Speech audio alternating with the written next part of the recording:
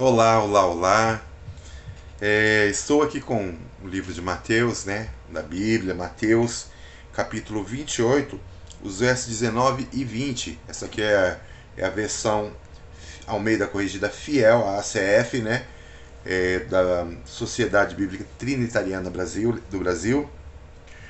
Diz assim a palavra do nosso Deus: Portanto, ide, fazei discípulos de todas as nações, batizando-os em nome do Pai e do Filho e do Espírito Santo, ensinando-os a guardar todas as coisas que eu vos tenho mandado. E eis que eu estou convosco todos os dias até a consumação do mundo. Amém? É, o Evangelho de Mateus, esses são os últimos versos aqui do Evangelho, na verdade são os últimos dois versos do Evangelho mesmo, relata a vida de Cristo, relata a obra de Cristo, relata o sofrimento de Cristo na cruz do Calvário.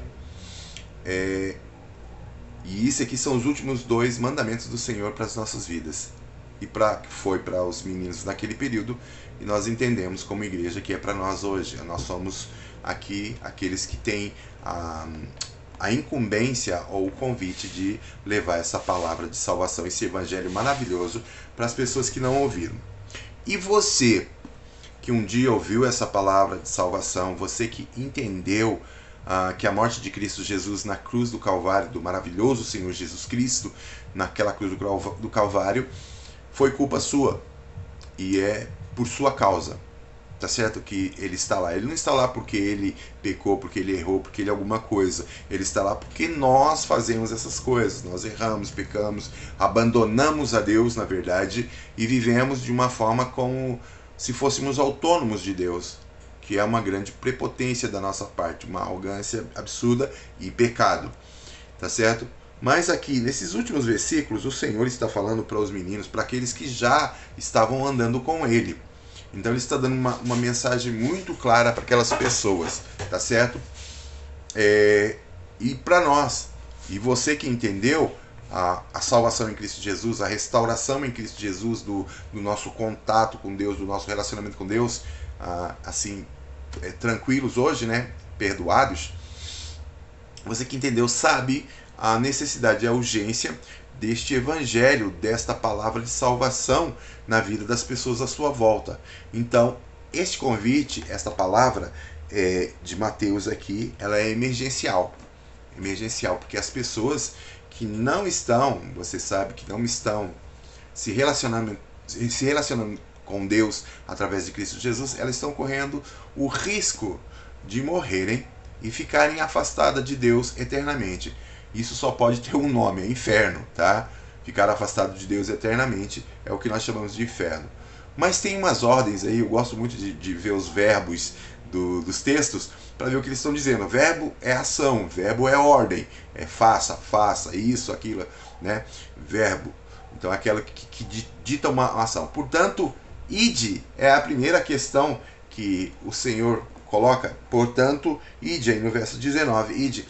Interessante, né? Essa de cristão parado, de cristão inoperante, de cristão de banco, do meu ponto de vista, e não existe.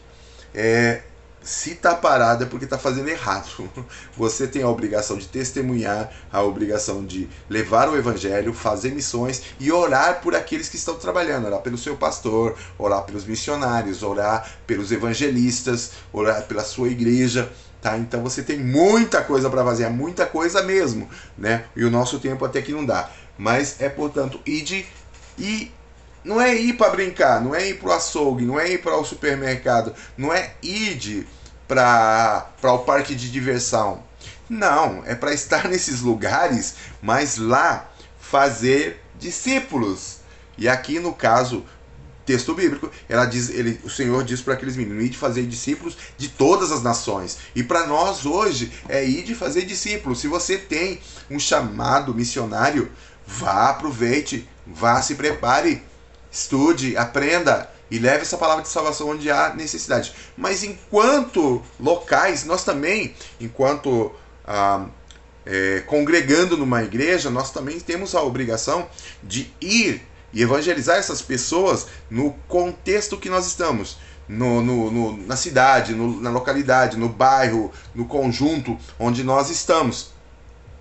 É a mesma coisa, nós temos que dar continuidade. As pessoas à nossa volta estão morrendo, como eu já disse, estão morrendo, estão indo para o inferno. Estão ficando separadas eternamente de Deus, porque não receberam a Cristo na sua vida, não ouviram o Evangelho da salvação e não tiveram essa experiência transformadora de encontrar Jesus na sua vida, na sua caminhada, tá certo?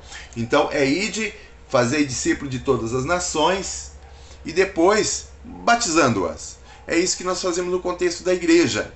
Nós fazemos num contexto de igreja. Como igreja, nós temos essa função de evangelizar, de incentivar a evangelizar, de preparar evangelistas, preparar missionários e enviá-los nessa missão de divulgar essa palavra de salvação que é tão emergencial. Batizando-os, trazendo-os quando eles entendem, porque o batismo não é para quem vamos dizer assim de uma forma positiva, o batismo é para quem creu. Para quem crê que Jesus Cristo realmente morreu a sua própria morte e que hoje nós estamos vivendo, essa pessoa vive a vida de Cristo, a vida que Cristo trouxe para a gente, uma vida com V maiúsculo, tá certo? É uma vida que agora tem um destino, tem uma razão de ser. Nós vivemos por a glória de Deus, vivemos porque Deus nos ama, tá certo? Então nós vivemos esta vida na comunidade, na igreja e trazendo pessoas para ouvirem a palavra de Deus, pessoas que nós temos a oportunidade de ser bênção na vida delas e evangelizá-las e levá-las com a graça de Deus até o batismo. Ai, perdão. Mas batizando-as não é em nome de outros deuses, não é em nome de qualquer deus, não é em nome de qualquer divindade que se propõe aí alguma coisa, mas é batizando-os em nome do Pai. Pai não é nome, não. Pai aqui tem um sentido e um significado único e exclusivo. Não é o Pai terreno, é o Pai celestial, é o Pai Deus. Em nome do Pai Deus. Em nome do Filho. Filho também não é nome, sim, mas neste contexto, no contexto bíblico, Filho aqui se refere à pessoa de Jesus Cristo, tá certo? E do Espírito Santo. O Espírito Santo é o Espírito Santo mesmo, não tem outra nomenclatura para ele, né? Mas ele é uma pessoa também muito importante nesse contexto. É ele que nos convence. E aí, a função de novo aqui da igreja, e função nossa enquanto pessoas, é abençoar aqueles, ajudar aqueles que estão na caminhada a entenderem a palavra de Deus, a entenderem a vontade de Deus, a entenderem quem é Deus e assim entenderem dentro do contexto bíblico, daquilo que a Bíblia fala a respeito de nós, como a Bíblia nos apresenta e como Deus nos enxerga. É ensinando-os a guardar todas as coisas que eu vos tenho mandado. Jesus está falando que aquilo que ele mandou que os meninos fizessem, que agora nós ensinemos aos discípulos que vêm, que eles também façam elas, tá certo? E a garantia do Senhor é aquilo que enche o coração da gente de alegria. E eis que estou convosco todos os dias. Jesus não te abandona. Se você um dia teve um encontro com o Senhor, você entende que Ele é o Salvador e Ele é o Salvador da sua vida, não existe vou deixar você um pouquinho, você se vira. Não. Isso não existe mais. Jesus está contigo o tempo todo o tempo. Então, enquanto Jesus está em nós, enquanto Jesus está conosco, que nós tenhamos a coragem de evangelizar, que nós tenhamos a coragem como igreja de realmente glorificar essa pessoa maravilhosa. O Senhor Jesus te ama, já provou isso na cruz do Calvário de uma forma cabal, entregando a própria vida por tua causa e por tua vida.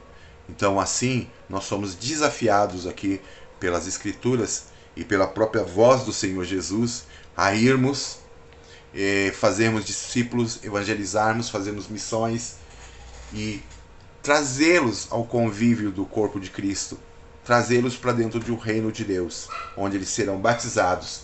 E nós continuamos aqui a ensiná-los a guardar tudo aquilo que o Senhor Jesus tem ensinado, tem mandado, tá?